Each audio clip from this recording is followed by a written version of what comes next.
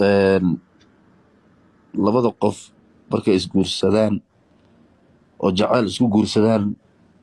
iyo kalsooni isku guursadaan is aaminaan horta sida ay ku kala tagaan way adag tahay. fanaanka caanka ah ee Ilka Case Qays ayaa ka dhaweeyay hoos uu dhawaan la qaaday xidigada caanka ah ee King Jaamac, taas oo ahayd igu labayso igu labayso.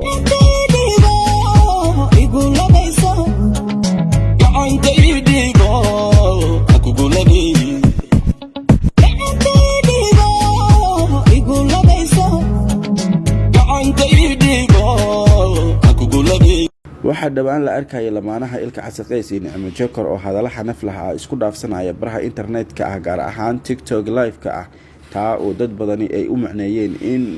lamaanahani ay arrimahoodii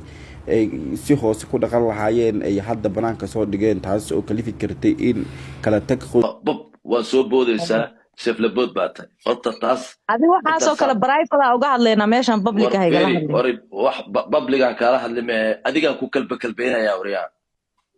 sidan hadda ku jirto si lagu noolaan kara private wax la dhaanaa waso in uu Ilka Case la guursaday xidigada caanka ah ee Nicmo Joker ayaa lagu aanaynayaa dagaal joogto ah ee Nicmo Joker inta badan kula jirto kuwa isticmaalo baraha bulshada gaar ahaan TikTok iyo Facebook.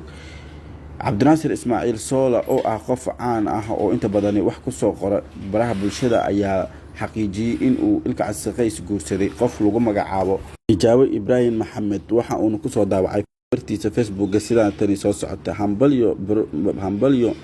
my brother Maxamed Qays Dubow, Ilka Case Qays iyo dhimashadeedii Ijaabo Maxamed Ibraahim oo nikaaxooda ka dhacay wadanka Jarmalka, taas ay u dhiganto in uu Ilka Case markaana uu guursaday xaaskii labaad. sidan ay ku jirto laguma noolaan karo. adna hadda saarta inaad ku noolaato, hadda rabta inaad sidan ku noolaato, wallaahi oo billaahi oo tallaahi inaad heer gaarin. haddaba su-aasha isweydiinta mudan ayaa waxa ay tahay Nicmo Joker oo la ogyahay qof dabeecad ahaan halka ay taagan tahay oo dabeecad aad u qalafsan leh, ma u dul qaadan doontaa saygeeda oo guursaday xaas labaad? maxaase kula talinaysaa Nicmo Joker?